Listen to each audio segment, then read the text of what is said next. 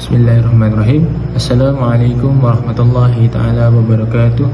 InsyaAllah pada hari ini kami akan membentangkan berkaitan dengan tugasan 3, iaitu penulisan akademik yang menganalisis keutuhan wacana, sumber rujukan dan kejelasan.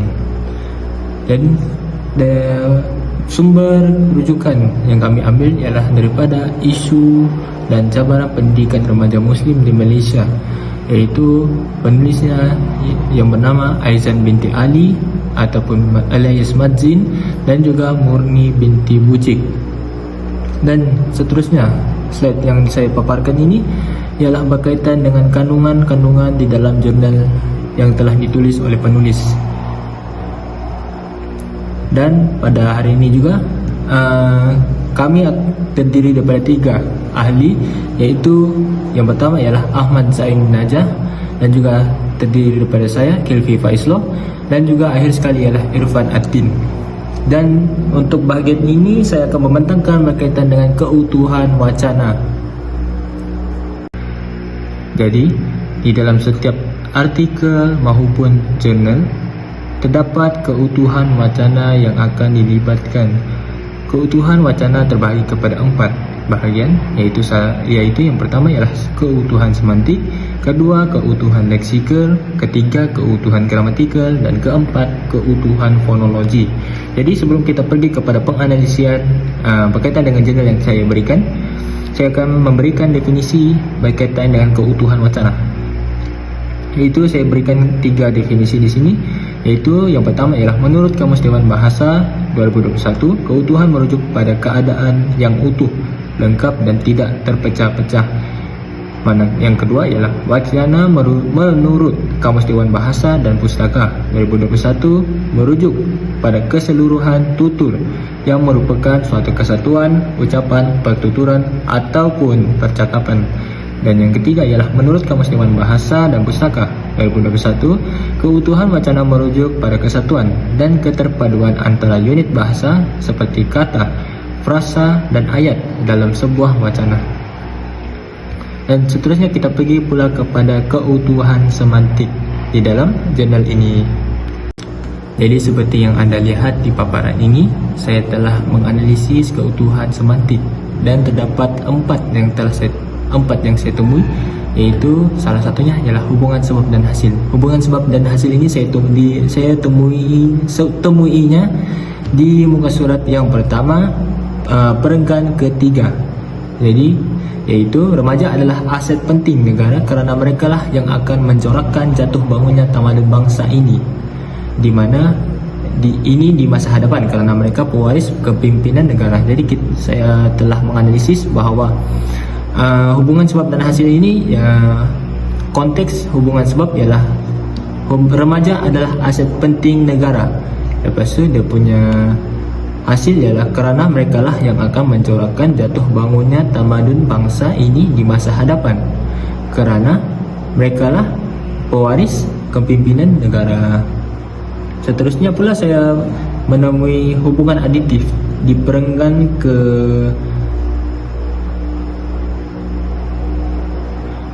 8, iaitu muka surat kedua di ayat yang terakhir, iaitu di mana peristiwa 13 Mei 1969 menjadi satu pengajaran berguna dalam hal ini. Jadi peristiwa 13 Mei 1969 ialah maklumat tambahannya, di mana peristiwa 13 Mei 1969 ini ialah tragedi rusuhan kaum, di mana ini merupakan sejarah titik hitam bagi negara kita Malaysia. Baiklah, pada skrin paparan anda sekarang ialah keutuhan leksikal. Jadi saya akan menerangkan terlebih dahulu berkaitan definisi keutuhan leksikal.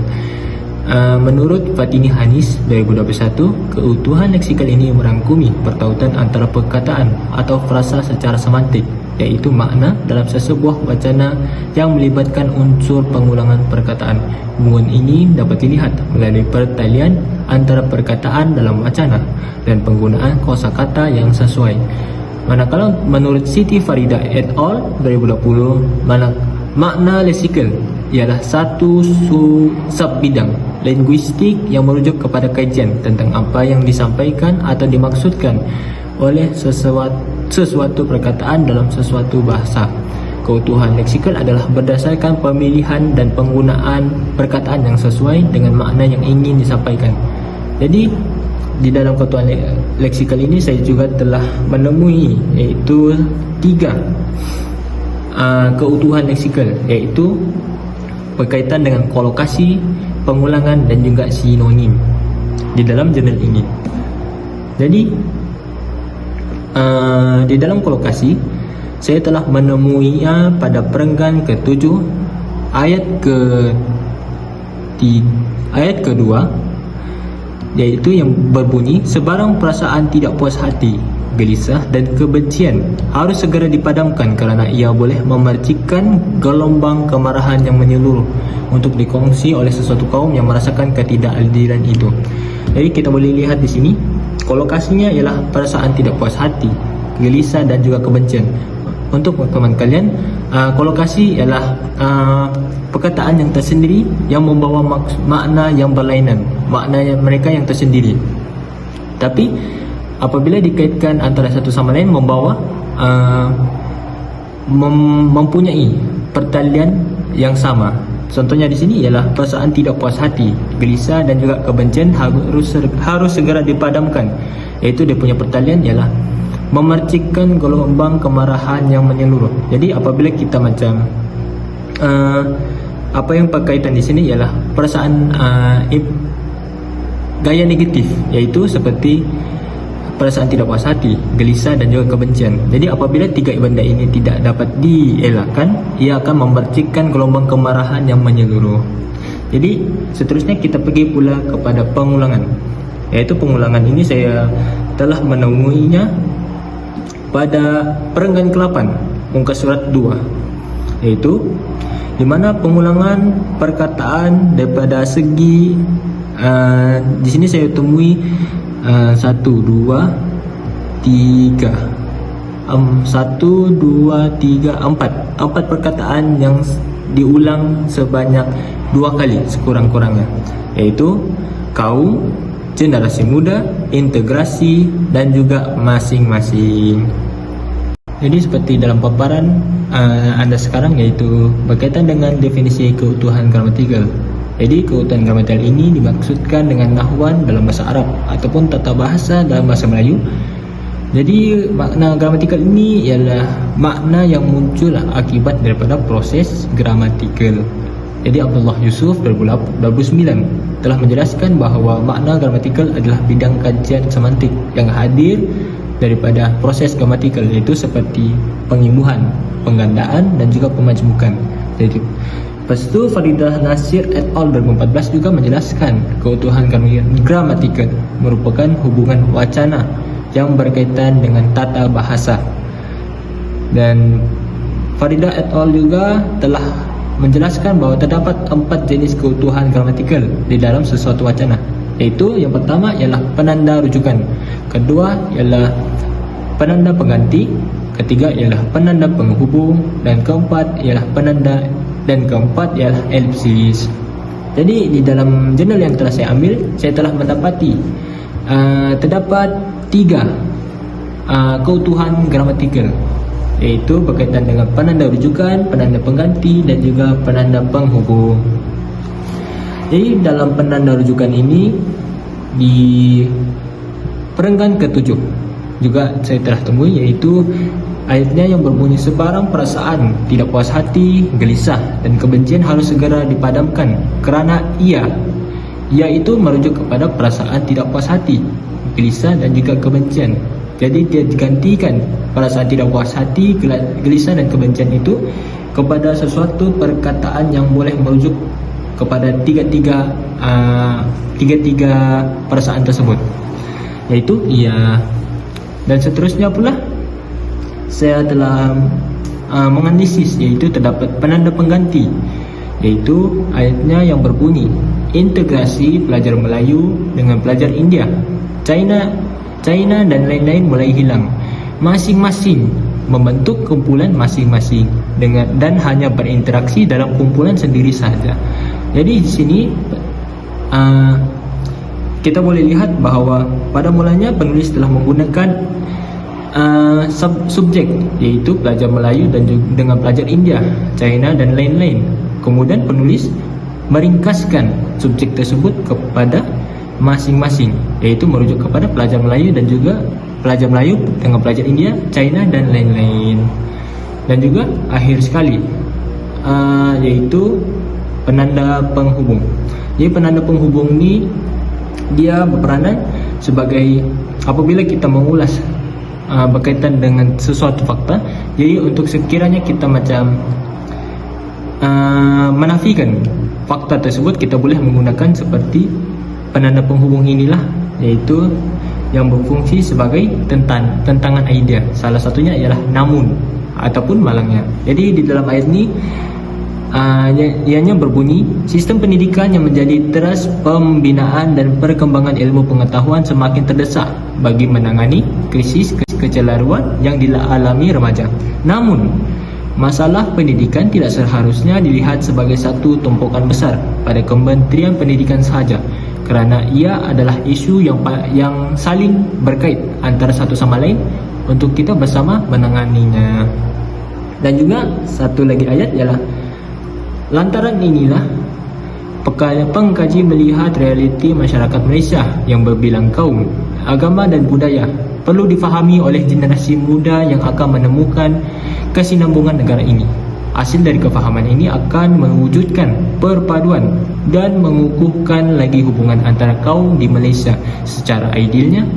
Harapan ini menjadi landasan bagi meneruskan kejayaan Malaysia. Malangnya di situ merujuk kepada penanda penghubung. Kalangan generasi muda Malaysia hari ini, terutamanya remaja sekolah, kurang integrasi antara kaum dan bibit-bibit polarisasi mulai muncul. Okey. Seterusnya kita pergi pula kepada keutuhan fonologi. Jadi di dalam keutuhan fonologi ini, definisi fonologi adalah kajian tentang bunyi sebutan dalam suatu bahasa, iaitu dipetik daripada Kamus Dewan edisi keempat 2021. Keutuhan fonologi juga terdapat dalam sesuatu wacana lisan yang dapat dilihat dari segi hentian suara, nada suara dan juga intonasi suara. Petikan definisi ini ditafsirkan oleh daripada Faridah Nazir et al. 2014. Keutuhan fonologi digunakan untuk menimbulkan hubungan semantik yang berbeza-beza antara bahagian-bahagian wacana. Dalam wacana tulisan, unsur-unsur pada paralinguistik ini ialah alat yang digunakan untuk memperjelaskan persembahan wacana. Dalam wacana tulisan, alat-alat tersebut merupakan tanda bacaan seperti noktah, koma, tanda soal, titik bertindih dan sebagainya.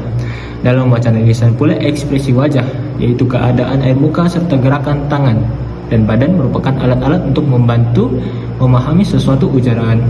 Ini di dalam keutuhan fonologi ini terdapat yang telah saya analisis berkaitan dengan keutuhan fonologi di dalam jurnal yang telah saya ambil, iaitu hentian suara, di mana di dalam perenggan ketujuh, iaitu penggunaan tanda bacaan noktah, koma, iaitu menurut Asma Haji Omar, koma, dalam suasana Malaysia yang berbilang kaum, koma, agama dan budaya, koma, keperluan persefahaman dan sikap tolak ansur serta saling hormat menghormati antara satu sama lain amat kritikal bagi menghalang sebarang ancaman kepada keharmonian yang dinikmati, noktah. Ayat yang seterusnya juga menggunakan koma, iaitu sebarang perasaan tidak puas hati, koma, gelisah dan kebencian harus segera dipadamkan kerana ia boleh memercikan gelombang kemarahan yang menyeluruh untuk dikongsi oleh sesuatu kaum yang merasakan ketidakadilan itu. Jadi di sini hentian suara ialah penggunaan tanda bacaan di dalam penulisan seperti noktah, koma, noktah bertindih dan sebagainya. Seterusnya di dalam keutuhan fonologi ini juga terdapat penggunaan tanda soal, iaitu untuk menunjukkan bagaimanakah nada suara kita sekiranya kita bertemu dengan tanda soal, iaitu intonasi, bagaimanakah intonasi suara kita sewaktu menemui tanda-tanda seperti ini, iaitu tanda soal, tanda seru. Iaitu di sini, di mana ayatnya yang berbunyi, melihat kepada permasalahan ini timbul pertanyaan, bagaimanakah bentuk generasi yang akan dihasilkan untuk abad ke-21 nanti? Itu tanda soal. Begitu. Jadi di sini penulis menulis kepada kita persoalan, apakah bentuk generasi yang akan dihasilkan pada abad ke-21 nanti. Jadi di sini penulis ingin mengetahui apakah bentuk generasi yang akan dihasilkanlah di abad 21 nanti. InsyaAllah seterusnya saya akan menerangkan tentang kejelasan dalam wacana, iaitu sebelum itu marilah kita kenal tentang maksud jelas. Jelas bermaksud mudah difahami, mudah dibaca, tidak memberi ruang untuk disalah tafsirkan, tidak bersifat sama-sama serta tidak kabur. Di mana aspek ini sangat penting dalam penulisan akademik bagi memberikan kejelasan kepada pembaca untuk mendapatkan maklumat dalam penulisan tersebut. Baik. Dalam kejelasan wacana ini terdapat beberapa aspek yang dititikberatkan. Antaranya ialah penggunaan bahasa formal, penulisan secara objektif, penulisan ayat yang jelas, perkembangan idea yang secara logik. Baik, mari kita telusuri satu persatu. Penggunaan bahasa formal.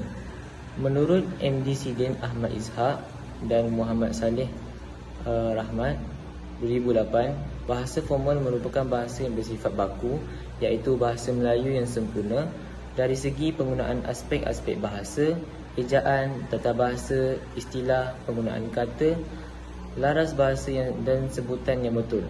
Penggunaan bahasa yang formal bermaksud bahasa yang digunakan itu berstatus rasmi dan memenuhi ciri-ciri penulisan akademik tersebut, seperti pemilihan perkataan yang tepat.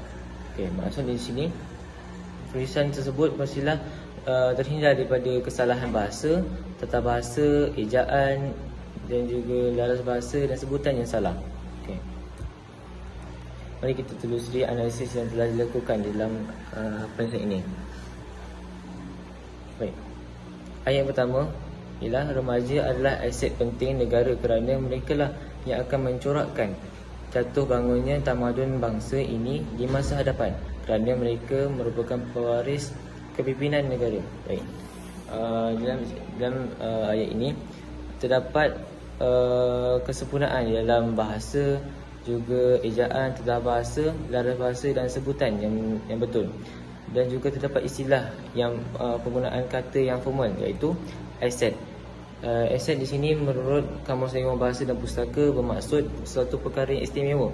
Jadi penulis ingin menerangkan bahawa remaja ini merupakan suatu yang istimewa yang penting bagi negara. Ayat seterusnya ialah para pelajar membesar dalam cekaman budaya hedonistik yang bermaharajalela. Di sini seperti juga di atas, terdapat kesempurnaan bahasa,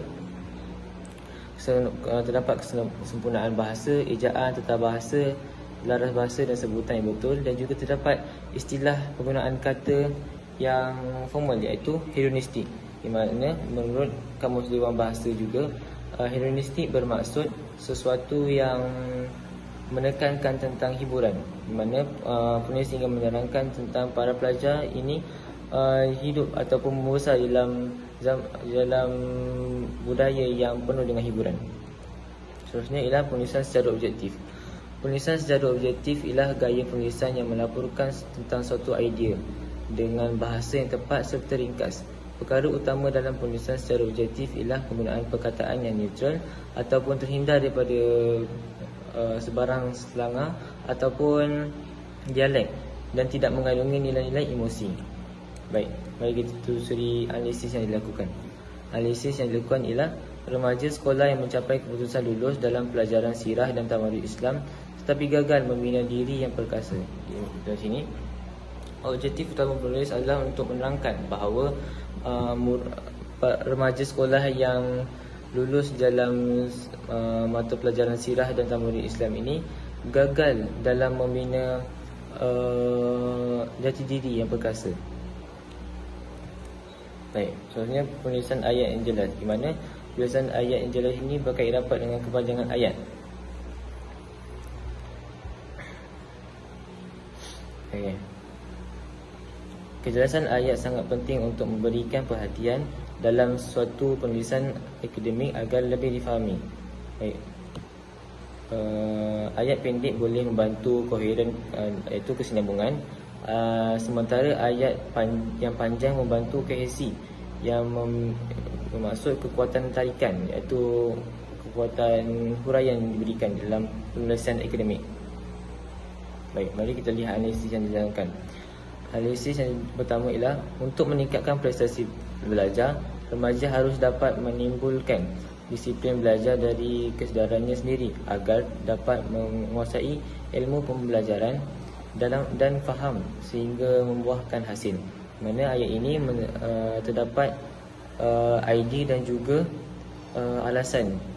Baik, ideanya ialah remaja harus dapat menimbulkan disiplin belajar dari kesedarannya sendiri. Kenapa? Alasannya adalah kerana ia dapat menguasai ilmu pembelajaran dan faham sehingga membuahkan hasil. Okay. Seterusnya ialah ibu bapa diingatkan supaya mendidik kemenjadian anak-anak berpandukan Al-Quran dan hadis yang mulia, juga disuburkan dengan pembelajaran sirah supaya mereka menjadi remaja yang berguna. Ayat ini juga sama seperti ayat di atas, di mana idea utama diberikan alasannya. Baik. Seterusnya adalah pengembangan idea secara logik, di mana terdapat dua aspek yang kecil yang ditekankan dalam aspek ini, iaitu koheren dan kohesi. Koheren ialah kesepaduan antara satu bahagian dengan bahagian lainnya sehingga ayat-ayat memiliki kesatuan makna yang utuh. Dalam penulisan koheren, idea-idea dihuraikan dengan jelas dan dalam urutan logik serta disokong oleh bukti dan contoh. Maksudnya di sini koheren ini merupakan ayat yang berkesinambungan dengan ayat seterusnya, di mana ianya sama ada dengan secara huraian ataupun dengan contoh. Baik, mari kita lihat analisis yang dilakukan. Ialah keperluan untuk mengambil berat terhadap pengetahuan tentang sejarah Islam oleh para pemikir dan pengkaji, juga para pendidik dan remaja sekolah adalah sangat penting. Ini kerana pengetahuan dan pembelajaran tersebut amat membantu mereka untuk memahami kejadian-kejadian dan peristiwa-peristiwa semasa untuk jadikan bandingan dan pengajaran serta untuk menyelesaikan permasalahan-permasalahan yang sedang berlaku. Ini adalah kerana sejarah akan berulang. Ibnu Khaldun berkata bahawa dalam ilmu sejarah adalah tidak tepat jika seseorang hanya mempelajari tetapi tidak membandingkan dengan apa yang sedang dan akan berlaku pada masa depan. Maksudnya di sini penulis ingin menerangkan tentang ideanya dan juga huraian dan memberikan juga contoh sandaran yang bagi idea penulis tersebut. Mana yang pertama ialah keperluan untuk mengambil berat terhadap pengetahuan tentang sejarah Islam oleh para pemikir dan pengkaji, juga para pendidik dan remaja sekolah merupakan sesuatu yang penting. Ini alasannya kerana pengetahuan dan pembelajaran tersebut amat membantu mereka untuk memahami kejadian dan peristiwa-peristiwa semasa untuk jadikan bandingan dan pengajaran. Di sini juga penulis meletakkan bukti daripada Ibnu Khaldun yang menerangkan bahawa sejarah tersebut, ilmu sejarah adalah tidak tepat jika seorang hanya mempelajarinya tetapi tidak membandingkannya. Mana penulis mengaitkan ayat ini dengan ayat sebelumnya. Baik, kita pergi pada kohesif lah. Kohesif merupakan hubungan antara bahagian dalam teks dengan penggunaan penada wacana yang sesuai. Konsep kohesif pada dasarnya merujuk kepada hubungan bentuk, iaitu unsur-unsur wacana yang digunakan untuk menyusun suatu wacana agar memiliki kejelasan.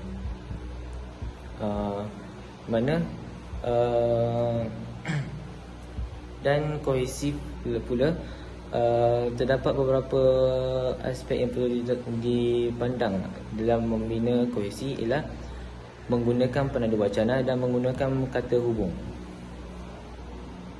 Baik, Maksud di sini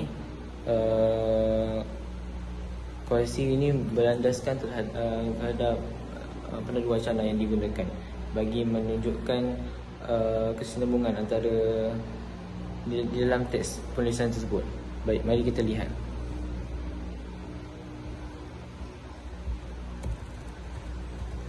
Baik. Pendidik mencadangkan dalam kajian ini agar pendidik seterusnya melaksanakan kajian yang memberi tumpuan khusus kepada penggunaan ICT di kalangan pendidik sirah dan tamadun Islam. Penggunaan seterusnya merupakan penanda wacana dan seterusnya ialah kajian ini tujuan utama kajian ini. Mari kita lihat analisis yang dilakukan dalam yang berkaitan dengan kohesi ini. Dalam ayat ini terdapat penanda wacana dan juga kata hubung yang digunakan bagi mengaitkan bagi membina ayat utuh di dalam teks ini. Contohnya ialah seterusnya dengan hal ini bertujuan, hal ini sejajar, di mana ayat penggunaan penanda wacana dan kata hubung ini adalah berfungsi sebagai mengutuhkan teks tersebut. Mana baik, kajian ini boleh dilakukan secara kualitatif dengan menemubual para pendidik sirah dan tamadun Islam. Baik, di mana ayat ini menjelaskan bahawa bagaimana kajian ini boleh dilakukan secara kualitatif, iaitu dengan meletakkan kata hubung dengan dan seterusnya menerangkan tentang soalan bagaimana, iaitu kajian iaitu dan ianya terhasillah ayat yang sempurna, iaitu kajian ini boleh dilakukan secara kualitatif dengan menebual para pendidik sirah dan tamadun Islam. Okay. Penanda wacana seterusnya ialah hal ini bertujuan, di mana penggunaan penanda wacana ini bagi menerangkan tentang tujuan idea yang pada perenggan yang sebelumnya, di mana hal ini menerangkan tentang ICT tersebut. Kenapa kajian ICT tersebut perlu dijalankan, itu bertujuan para pendidik mampu menggunakan ICT untuk mendapatkan maklumat yang menyeluruh terkini berkaitan dengan pembelajaran sirah dan tamadun Islam, yang merupakan pembelajaran yang memerlukan ilmu dan pemikiran yang bersifat universal. Baik, itu saja untuk saya. Sambung pada rakan saya yang seterusnya. Bismillahirrahmanirrahim. Assalamualaikum warahmatullahi wabarakatuh. Jadi seterusnya saya akan menerangkan aspek yang terakhir yang kami akan analisis, iaitu kemahiran membuat rujukan. Okey, jadi sebelum itu saya akan terangkan format yang akan digunakan dalam membuat rujukan ini. Jadi kita sekarang ni pada tahun 2023 telah menggunakan format APA edisi ke-7. Okey, APA ini merupakan singkatan daripada American Psychology Association, dan APA edisi ke-7 telah diterbitkan Oktober 2019. Bermaksud di sini bermula daripada bulan Oktober 2019 kita telah menggunakan format APA edisi ke-7 di dalam sebuah penulisan ilmiah. Okey. Jadi sebelum itu kita perlu kena pasti dahulu bahawa rujukan ini terbahagi kepada dua, iaitu rujukan dalam teks ataupun kita lebih kenali sebagai citation, dan yang kedua ialah senarai rujukan. Okey. Jadi kita teruskan dengan rujukan dalam teks. Jadi untuk menulis rujukan dalam teks terdapat dua cara, iaitu parenthetical citation dan narrative citation. Kita pergi kepada yang pertama, iaitu parenthetical citation ataupun autofocus. iaitu kita menuliskan, kita mengutamakan nama penulis di hadapan. Contohnya kita boleh lihat, menurut Adam 2010, pelajar lebih suka melaksanakan bla bla bla.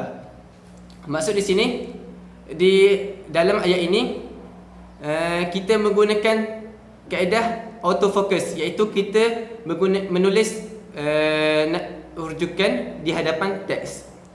Dan yang kedua iaitu narrative citation ataupun info focus, iaitu kita mengutamakan info ataupun fakta. Di sini contohnya, pelajar lebih suka melaksanakan kerja khusus dalam kumpulan kerana ini dapat mengurangkan beban. Adams 2010. Jadi kita lihat di dalam ayat ini, info ditulis dahulu, kemudian di akhir ayat itu baru ditulis rujukan. Jadi inilah dikatakan sebagai info focus ataupun fakta diutamakan. Okey. Jadi saya akan menganalisis artikel ini.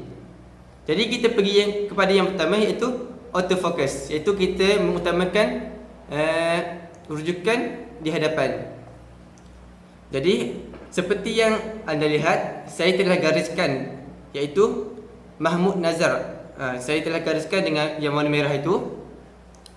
Jadi apabila kita melihat ini, saya telah mengenal pasti bahawa penulisan ini salah, kerana apabila kita hendak menulis rujukan di dalam teks, kita perlulah menyertakan nama dan tahun. Di sini tahun tidak dinyatakan. Jadi cara penulisan yang betul adalah menurut Mahmud Nazar, kita sertakan tahun. Okay, itu yang pertama. Seterusnya, menurut Tajul Arifin Nordin, dalam ini juga merupakan salah satu kaedah autofocus, iaitu mendahulukan rujukan di hadapan. Dan seperti ayat yang sebelum ini, cara penulisan untuk autofocus ini juga salah, kerana penulis tidak menyatakan tahun. Jadi kepada sesiapa yang hendak melakukan rujukan dalam teks menggunakan kaedah autofocus, mestilah menyertakan nama dan tahun. Okey. Seterusnya saya telah nyatakan contoh rujukan autofocus yang betul, iaitu menurut Baharun Muhammad et al. 2008. Inilah merupakan cara penulisan autofocus yang betul, iaitu kita menyatakan nama rujukan itu dan menyatakan tahunnya, tahun yang ditulis. Okey. Seterusnya kita beralih kepada cara penulisan dalam teks yang kedua, cara penulisan rujukan dalam teks yang kedua, iaitu info focus. Okey. Di sini apabila kita melihat pada keratan ayat ini, kita mendapati bahawa penulis artikel ini tidak menulis dengan lengkap rujukan dalam teks. Dia hanya menyatakan nombor, dan nombor itu maksud kita perlu rujuk di bawah, iaitu pada senarai rujukan. Jadi ini merupakan kaedah tulisan yang salah bagi penulisan ilmiah. Apabila kita hendak menulis penulisan ilmiah, kita mestilah menyatakan rujukan itu di dalam teks itu sendiri, tidak boleh menyatakan nombor. Jadi saya telah betulkan. Jadi sepatutnya penulisan yang betul adalah dalam masyarakat, kita nyatakan di situ rujukan dalam teks. Maksudnya dalam masyarakat Jas Laini Suzana 1996. Jadi inilah cara penulisan yang betul. Okay.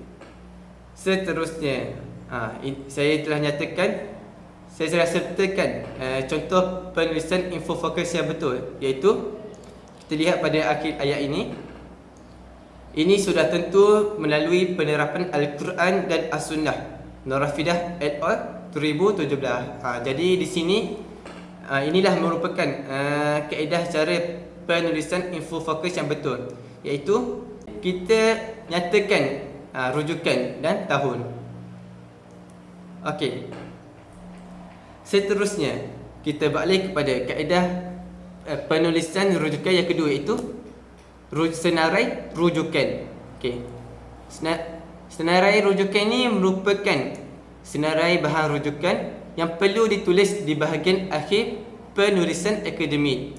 Jadi senarai rujukan ini biasanya sumber yang kita selalu rujuk. Contohnya seperti buku, terbitan berkala, artikel, bahan daripada organisasi, sumber atau bahan elektronik, proceeding, kertas seminar ataupun tesis. Jadi sumber bahan rujukan yang kita telah rujuk, kita mestilah menyatakan di muka surat terakhir, iaitu pada senarai rujukan. Okey. Di dalam artikel yang telah kami analisis, saya mendapati bahawa penulis menggunakan 3 buah sumber, iaitu yang pertama adalah buku, yang kedua jurnal, dan yang akhir sekali laman web. Okey, sekarang kita akan teruskan dengan sumber yang pertama yang digunakan oleh penulis, iaitu buku. Okey, seperti yang anda lihat pada bahagian atas sekali, itu merupakan cara penulisan rujukan oleh penulis artikel ini. Dan apabila saya telah melakukan analisis terhadap rujukan itu, saya mendapati bahawa format yang digunakan untuk penulisan rujukan tersebut menggunakan APA edisi ke-6. Jadi seperti yang saya telah nyatakan pada awal tadi, kita bermula daripada Oktober 2019, kita mestilah menggunakan format APA edisi ke-7. Jadi apabila menggunakan buku sebagai sumber rujukan, cara penulisan rujukan adalah kita menyatakan tahun, maafkan saya, mula-mula kita menyatakan nama, tahun, tajuk dan penerbit. Jadi perbezaan yang terdapat pada format APA edisi ke-6 dan ke-7 adalah tempat penerbitan itu. Maksud, pada format APA edisi ke-7, kita tidak perlu menulis tempat diterbitkan. Jadi saya telah menyatakan cara penulisan yang betul, iaitu Mahmud Nazar Mohamad 2011, Pengantar Psikologi, satu pengenalan asas kepada jiwa dan tingkah laku manusia, Dewan Bahasa dan Pustaka. Jadi apa yang berbeza daripada rujukan yang asal yang ditulis adalah pada perkataan Kuala Lumpur. Okey. Seterusnya, sumber rujukan yang kedua adalah jurnal. Jadi apabila saya telah melakukan rujukan, terdapat beberapa perbezaan, iaitu pada nombor 4 dan noktah bertindih. Apabila kita menggunakan jurnal sebagai rujukan, nombor 4 selepas title jurnal itu, kita perlulah menggunakan kaedah penulisan italik. Kita perlu menyerongkan nombor 4 itu, dan noktah bertindih itu mestilah menggunakan koma, bukan noktah bertindih. Jadi cara penulisan yang betul adalah kita menyatakan nama, tahun, tajuk artikel, tajuk jurnal dan isu number serta muka surat. Jadi seterusnya kita pergi kepada cara sumber rujukan yang terakhir yang digunakan oleh penulis, iaitu laman web. Okey. Apabila saya telah melakukan analisis, saya mendapati bahawa perbezaan yang terdapat pada format APA yang digunakan oleh penulis adalah pada perkataan diakses pada 27 November 2017. Okey, untuk format APA edisi ke-7, kita tidak perlu menyatakan masa diakses. Kita hanya perlu menyatakan badan organisasi, tahun dan tajuk laman web tersebut. Serta pada akhir sekali kita nyatakan link laman web yang kita ambil. Okey. Jadi sebagai kesimpulannya, apa yang telah kami bentangkan pada hari ini merupakan aspek-aspek penting semasa membuat sebuah penulisan ilmiah. Aspek-aspek ini penting bagi memastikan sebuah penulisan itu berkualiti. Jadi setakat itu sahaja daripada kami. Maaf atas segala kekurangan. Yang baik itu datang daripada Allah dan yang buruk itu datang daripada kami. Wabillahi taufiq wal hidayah. Wassalamualaikum warahmatullahi wabarakatuh. Sekian, terima kasih.